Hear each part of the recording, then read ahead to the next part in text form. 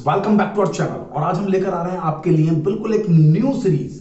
देखिए, हमारे पास अकाउंट्स को पढ़ने के लिए कुछ चीजें हैं, कुछ खास चीजें हैं जो आज मैं अपने कुछ खास बच्चों के लिए, जैसे कि हम बीकॉम कर रहे हैं, जनरली बीकॉम के लिए, ठीक है ना। लेकिन अब इस टॉपिक का जो यूज है वो काफी जगह होता है। हमारे पास सीए में भी टॉपिक है, ये सीडब्ल्यू में भी है, सीएम में करते हैं उसमें भी है हमारे पास। दैट मीन्स कि जो टॉपिक है हमारा हायर परचेज सिस्टम, इसका जो यूज है वो डिफरेंट डिफरेंट कोर्सेज में होता है। तो आज हम स्टार्ट कर लेते हैं इस टॉपिक को और समझते हैं कि इस टॉपिक से में स्पेशल क्या है, कैसे पढ़ना है इस टॉपिक को। तो नाम ही क्या है टॉपिक का? Hire purchase system. That means कि हायर यानी किराया, हायर का मतलब तो किराया ही होता है, और परचेज यानी किराया भी और परचेज भी। ये कौन सा सिस्टम है भाई? किराया भी है, परचेज भी है। तो that means hire purchase system यानी कि किराया क्रय मेथड, यानी किराया क्रय सिस्टम है हमारे पास। यानी कि जो आप खरीद रहे हैं किसी असेट्स को, उसकी जो वैल्यू है वो हम, अगर आप पे नहीं करते हैं तो किराया मान लेंगे। तो मैं समझाता हूं कि हायर परचेज सिस्टम। देखिए, जनरली जब आप कोई गुड्स परचेज करते हैं तो दो तरीके होते हैं परचेज करने के। या तो आप कैश में लेते हैं या उधार लेते हैं, कैश और credit. There are two methods. अब अगर आप कैश में लेते हैं तो बड़ा सिंपल सा कंसेप्ट है, आप मनी पे कीजिए, आपने उस गुड्स को परचेज के लिए, यूज द ऑनर। बट लेकिन यदि आप उस गुड्स को उधार लेते हैं तो फिर आपको उसका पेमेंट इन फ्यूचर करना होगा। अब जो आप गुड्स खरीद रहे हैं उसका नेचर क्या है भाई? आप जनरली कोई गुड्स खरीद रहे हैं, ग्रोसरी शॉप से आपने गुड्स खरीदे, पेमेंट कर दिया।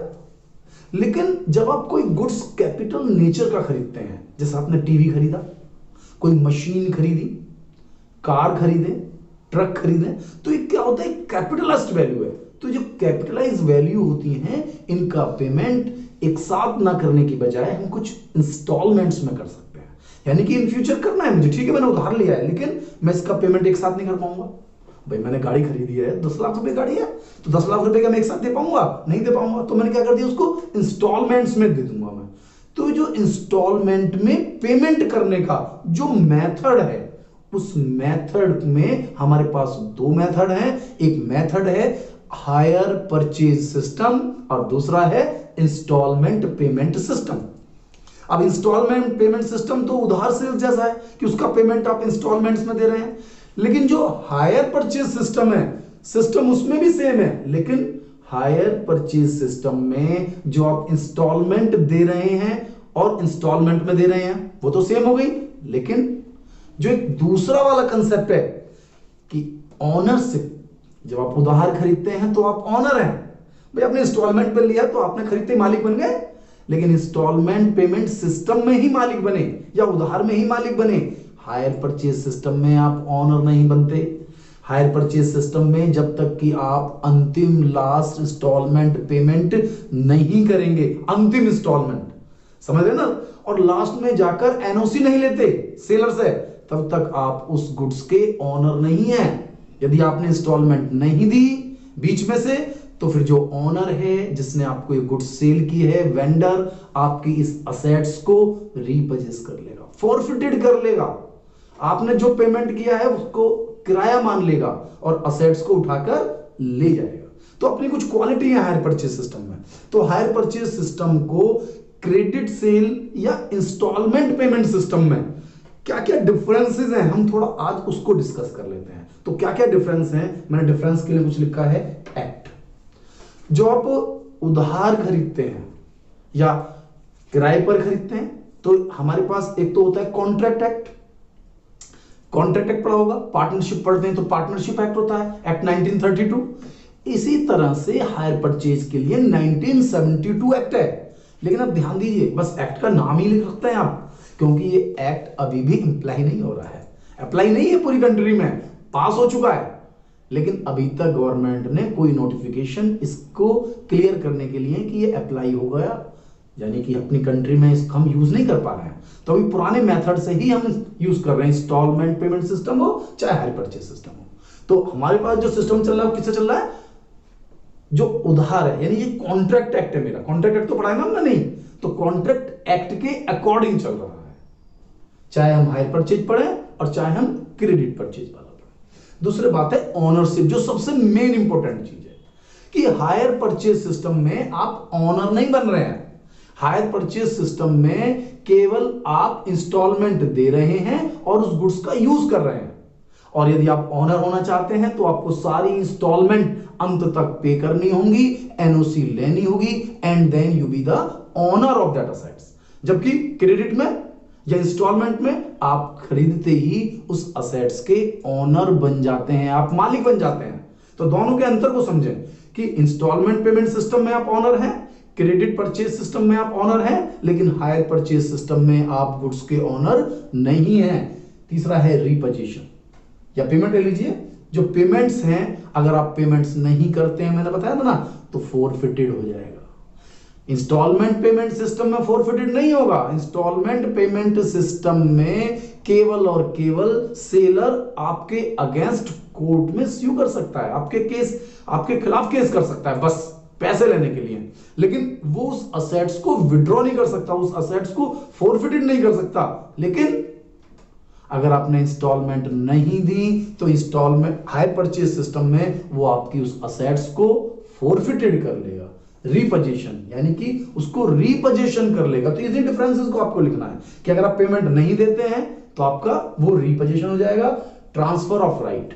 यानी कि अगर आप कोई चीज उधार खरीदते हैं, चाहे उसका पैसा दें या ना दें, आप तो ऑनर है ना। तो जब आप ऑनर होते हैं तो आप उसे किसी को भी बेच सकते हैं। भैया मेरे पास राइट है, जैसा राइट मेरे पास है वैसा राइट मैं किसी दूसरे को दे सकता हूं। लेकिन हायर परचेज सिस्टम में आप उसके ऑनर हैं ही नहीं, और जब आप ऑनर हैं ही नहीं तो आप जिसको आप सेल कर रहे हैं, आप अपने से ज्यादा अच्छा राइट उसे दे ही नहीं सकते, क्योंकि कॉन्ट्रैक्ट एक्ट अप्लाई होता है कि जितना राइट मेरे पास है मैं केवल उतना राइट दे सकता हूं। यानी कि आप उसे फेयर राइट सेल नहीं कर सकते। यानी कि अगर इंस्टॉलमेंट नहीं जाएंगी तो फिर वेंडर यानी सेल करने वाला उसे फोरफिटेड कर लेगा, यानी खरीदने वाले को भी उसमें नुकसान होने वाला है। तो यानी कि जो आपको ध्यान देना है कि ट्रांसफर कर सकते हैं, लेकिन अपने उस अधिकार को ट्रांसफर कर सकते हैं जो आपके पास है। नेक्स्ट है right to break the agreement, जो एक खास बात है जो हायर परचेज सिस्टम में होता है लेकिन क्रेडिट परचेज या आपका इंस्टॉलमेंट पेमेंट सिस्टम में नहीं होगा। जैसे कि मैंने इंस्टॉलमेंट दी, उसके बाद नहीं दे रहा, मैंने कॉन्ट्रैक्ट तोड़ दिया, भाई मैं नहीं दूंगा इंस्टॉलमेंट, आप ले जाइए अपनी चीज को उठाकर, वो ले जाएगा उठाकर क्योंकि कॉन्ट्रैक्ट टूट गया। लेकिन क्रेडिट परचेज में और इंस्टॉलमेंट वाले जो मेथड है ना, उसमें आप कॉन्ट्रैक्ट को तोड़ नहीं सकते, यू हैव टू पे, क्योंकि जो वेंडर है वो आपके अगेंस्ट केस कर देगा। तो जो मेन चीजें हैं जो हमें समझनी है कि हायर परचेज सिस्टम बेसिकली है क्या। जनरली भाई पहले तो चला करता था इंस्टॉलमेंट पेमेंट सिस्टम, लेकिन अब जो प्रेजेंट सिनेरियो में चलता है वो केवल हायर परचेज सिस्टम ही चलता है। आप कोई भी गाड़ी खरीदिए, आप जाइए किसी शोरूम पर, आपको लगेगा कि मैं इंस्टॉलमेंट पर खरीद रहा हूं क्योंकि इंस्टॉलमेंट दे रहा हूं, लेकिन इंस्टॉलमेंट पर कोई वेंडर सेल नहीं करता। अब कोई भी चीज कहीं भी इंस्टॉलमेंट पेमेंट सिस्टम पर सेल नहीं होती, क्योंकि सभी को डर है भाई हमने सेल किया, ये पेमेंट नहीं करेगा, हम इसके पीछे पीछे कब तक भागेंगे। होता है ना प्रॉब्लम, हमारी कंट्री में तो यही प्रॉब्लम है कि भाई गुड्स ले लिया, दे नहीं रहे पैसे। बहुत सारे आपने देखा होगा, मैं तो बहुत सारे स्टूडेंट्स को जानता हूं, कवर करते हैं कि भाई बाइक फाइनेंस करा ली, पैसे नहीं दे रहे, हायर परचेज सिस्टम में नहीं दे रहे क्योंकि गायब कर दिया उन्होंने बाइक को। लेकिन एक मेन कंसेप्ट है, एक सिस्टम है कि हायर परचेज सिस्टम में वेंडर के पास राइट तो है, उसकी चीज है, वो उसको उठा सकता है, पुलिस की प्रोटेक्शन ले सकता है, कहीं से भी जो असेट्स उस पर कब्जा कर सकता है। तो जो हायर परचेज सिस्टम है, इंस्टॉलमेंट पेमेंट सिस्टम है, इसको आपको बारीकी से समझना पड़ेगा, उसके जो कंटेंट है उसको समझना पड़ेगा कि भाई हायर परचेज सिस्टम ही अब वो एक मेथड है जिसके थ्रू हमारे यहाँ कंट्री में जर्नली जितनी भी गाड़ियां, ट्रक, जितने भी आप चीजें आप सेल कर रहे हैं, परचेज कर रहे हैं, वो सब हायर परचेज सिस्टम पर ही चलता है। तो अब हम क्या पढ़ने वाले हैं भाई, ये तो हमारा अकाउंटिंग चैप्टर है, कोई थ्योरी चैप्टर तो है नहीं कि हम थ्योरी लिखेंगे इसके अंदर। तो थ्योरेटिकली हमने पहले समझने की कोशिश की कि भाई हायर परचेज सिस्टम है क्या, इंस्टॉलमेंट पेमेंट सिस्टम है क्या, क्रेडिट परचेज सिस्टम क्या है, और इन सब में डिफरेंसेस को हम कोशिश कर रहे हैं। और अब हम पहुंचते हैं अपने उसी न्यूमेरिकल पॉइंट ऑफ व्यू से जिसके लिए हम टॉपिक को पढ़ रहे हैं। भाई टॉपिक तो हमारा न्यूमेरिकल है, तो न्यूमेरिकल पढ़ने के लिए सबसे पहले हमें उसके अंदर डिटेल्स को समझना पड़ेगा कि आखिरकार वो क्वेश्चन क्या है। क्योंकि आप जो इंस्टॉलमेंट दे रहे हैं, मुझे उसके इंटरेस्ट की कैलकुलेशन करनी है कि भाई आप, मुझे जो मेन टॉपिक है वो क्या है, कैलकुलेशन ऑफ इंटरेस्ट। तो भी कैलकुलेशन ऑफ इंटरेस्ट कैसे करें? एक तो तरीका होता है कि भाई रेट ऑफ इंटरेस्ट दिया हुआ है और एक रेट ऑफ इंटरेस्ट दिया हुआ ही नहीं है।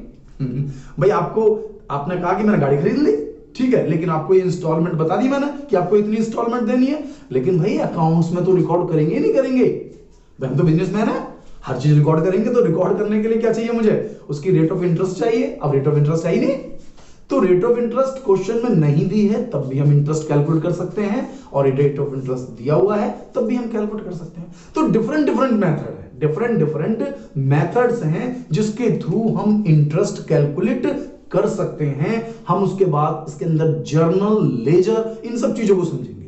तो आज मैं तुम्हें एक टेबल समझा देता हूं, इस टेबल में किस तरीके से हम इंटरेस्ट, इंस्टॉलमेंट, सो दैट कि हम अपने जर्नल और लेजर को प्रिपेयर कर सकें। बेसिकली कि ये जो टेबल होती है ये हमारे लिए एक वर्किंग नोट है, लेकिन वर्किंग नोट अगर हमारा बहुत अच्छा तैयार है तो हम टॉपिक को इजीली समझ पाएंगे, इजीली, बहुत आसानी समझ पाएंगे। तो देखिए हम एक टेबल बना लेते हैं, इसका नाम लिख लेते हैं एनालिसिस टेबल। एनालिसिस टेबल, देखिए इसके कॉलम भी हम पर ही बेस्ड है। हम चाहें तो कम कॉलम बनाएं, चाहें तो हम इसके ज्यादा कॉलम्स भी बना सकते हैं, ठीक है। जब देखिए एक कॉलम हमने बनाया पर्टिकुलर का, अब इस पर्टिकुलर में आप चाहें तो एक अलग से कॉलम बना लें, मैं मुझे तो डेट का भी कॉलम बनाना है, अदरवाइज एक ही कॉलम काफी होता है। क्योंकि मैंने आपसे क्या कहा, ये किस चीज का है? ये तो वर्किंग नोट है भाई, इसके थ्रू हम क्या निकाल रहे हैं? इसके थ्रू हम इंटरेस्ट निकाल रहे हैं, प्रिंसिपल अमाउंट निकाल रहे हैं, सो दैट कि हम जर्नल लेजर प्रिपेयर कर सकें। तो यहां पर एक कॉलम हम पर्टिकुलर का बना लेते हैं, जिसमें चाहें तो एक कॉलम छोटा सा डेट का बना सकते हैं, अदरवाइज डेट हम ही डाल देंगे कि भाई 1 अप्रैल 2021 में हमने कोई एसेट्स परचेज की, डेट आ जाएंगे हमारे पास। नेक्स्ट कॉलम हम बना लेते हैं outstanding cash price, outstanding cash price, कि भाई कितना पैसा अभी देना बाकी है। एक हम कॉलम बना लेते हैं प्रिंसिपल अमाउंट का। प्रिंसिपल समझते हैं ना? प्रिंसिपल अमाउंट से मेरा कहने का पर्पस है मेन अमाउंट, वो मेन अमाउंट जिसमें कोई इंटरेस्ट इंक्लूड नहीं है, ठीक है। तो जो मैं पे कर रहा हूं, ये तो है कि जो बच गया, ये वो अमाउंट है जो मैं पे कर रहा हूं, इसमें कितना इंटरेस्ट मुझे देना है। और चौथा, आप यहां एक टोटल का कॉलम बना सकते हैं, टोटल, या फिर आप इसके अंदर बना सकते हैं इंस्टॉलमेंट। किसका कॉलम बना रहे हैं हम? आपको डिफरेंट डिफरेंट वर्ड यूज करने की आपकी परमिशन है, आपकी मर्जी है, आप जो चाहे यूज कीजिए। मैं कोई बाउंडेड थोड़ी कि मुझे ऐसा करना है, लेकिन ये टेबल हम बना रहे हैं सो दैट कि हम अपने जर्नल लेजर बना सकें और हमारा जो क्वेश्चन है वो इजीली सॉल्व हो जाए। अदरवाइज हम बार बार परेशान होंगे कितना इंटरेस्ट है। तो टेबल के थ्रू हम कवर कर सकते हैं कि भाई हमने कोई पर्टिकुलर डेट पर कोई एसेट्स परचेज की, जैसे मैंने डेट मेंशन कर दी कि भाई 1 अप्रैल 2001 में हमने एक ट्रक खरीदा, ठीक है, ऐसे लिख सकते हैं, ट्रक परचेज। आप समझ रहे हैं मेरी बात को नहीं? कि भाई अप्रैल 2001 में हमने एक ट्रक परचेज किया, और कितने का परचेज किया? सपोज करो 10 लाख रुपए का परचेज किया। तो आउटस्टैंडिंग कैश प्राइस, यानी कि हम जो स्टार्ट करेंगे वो कैश प्राइस से चालू करेंगे कि यदि हम उसको कैश में खरीदते, यदि हम उसको कैश में खरीदते तो कितने की होती। तो यहां पर हमने उसको अमाउंट लिख दिया। इसके बाद इसमें से माइनस करना होता है डाउन पेमेंट। डाउन पेमेंट समझते हैं भाई? अगर आप ट्रक लेने जा रहे हैं, आप गाड़ी लेना जा रहे हैं, तो बिना पैसे दिए जाएंगे, कुछ तो देना होगा ना आपको, तो डाउन पेमेंट, ठीक है। जैसे सपोज कीजिए 2 लाख रुपए आपको डाउन पेमेंट देनी है, यानी कि अब आपको 8 लाख रुपए आपके पास बैलेंस बचे हैं जिसकी आपको इंस्टॉलमेंट देनी है, जिसकी आपको इंस्टॉलमेंट देनी है। तो डिफरेंट डिफरेंट जो इंस्टॉलमेंट आपको पे करनी है ना, वो किसकी करनी है? 8 लाख रुपए की। अब इस 8 लाख रुपए के अंदर, अब इंस्टॉलमेंट वो क्वेश्चन मेंशन कर रहा है कि भाई इतनी इतनी इंस्टॉलमेंट देनी है, या इंस्टॉलमेंट मुझे तैयार करनी है। देखिए दो मेथड है, when rate of interest is given और when rate of interest is not given, और इन दोनों में ही डिफरेंट डिफरेंट मेथड है।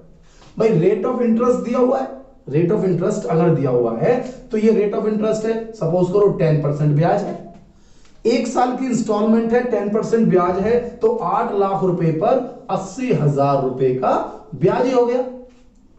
80,000 रुपए क्या हो गया? ब्याज। सपोज करो 2-2 लाख रुपए की हमने प्रिंसिपल अमाउंट ली हुई, प्रिंसिपल अमाउंट कौन सी लेनी है? 2-2 लाख रुपए की। यानी कि हम 2-2 लाख रुपए की 4 इंस्टॉलमेंट पे करेंगे।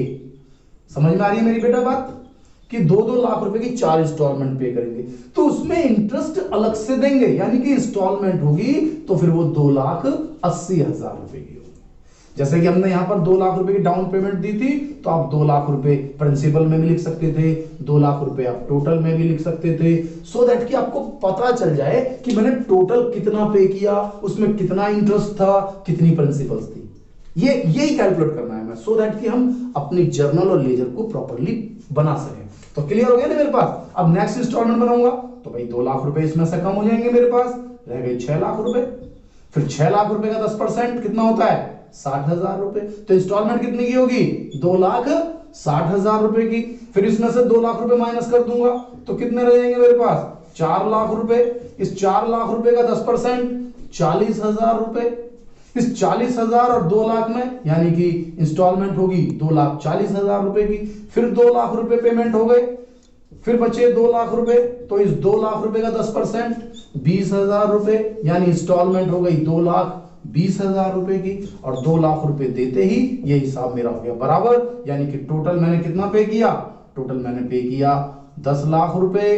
टोटल मैंने इंटरेस्ट कितना पे किया? टोटल मैंने इंस्टॉलमेंट कितनी पे की? यानी कि प्रिंसिपल और इंटरेस्ट मिलाकर ही इंस्टॉलमेंट है। प्रिंसिपल और इंटरेस्ट दोनों को जोड़ दो, क्या बन गई? इंस्टॉलमेंट। या फिर इंस्टॉलमेंट दिया है क्वेश्चन में मुझे, इंटरेस्ट दिया है मुझे, तो मैं प्रिंसिपल निकाल सकता हूं, यानी कि इन सब में से मैं इंटरेस्ट को माइनस करता रहूंगा। 280 माइनस 80 इक्वल टू 2 लाख। तो ये डिपेंड करेगा कि क्वेश्चन में मुझे क्या क्या इंफॉर्मेशन दी है। तो मुझे अपनी अगली वीडियो जो आप देखेंगे नेक्स्ट वीडियो में, तो मैं आपको इसी पर कवर करूंगा कि डिफरेंट मेथड जो मुझे दिए हुए हैं उन डिफरेंट सिचुएशन में किस तरीके से हम अपनी टेबल को बनाएं, अपनी जर्नल को प्रिपेयर करें, लेजर को प्रिपेयर करें, सो दैट कि हम इस टॉपिक को पूरी तरह से समझ पाए। तो अगर आपको मेरी वीडियो पसंद आ रही हो तो वीडियो को लाइक करें, चैनल को सब्सक्राइब करें, और इससे भी जरूरी यदि आपने अभी तक बेल आइकॉन प्रेस नहीं किया है तो बेल आइकॉन प्रेस कर लें, जिससे कि मेरी जो नई वीडियोस हैं उसके जो नोटिफिकेशन है आपको लगातार मिलते रहें और आपकी कोई भी वीडियो मिस ना हो और आप टॉपिक को अच्छी तरह से समझ पाए। थैंक यू, मिलता हूं नेक्स्ट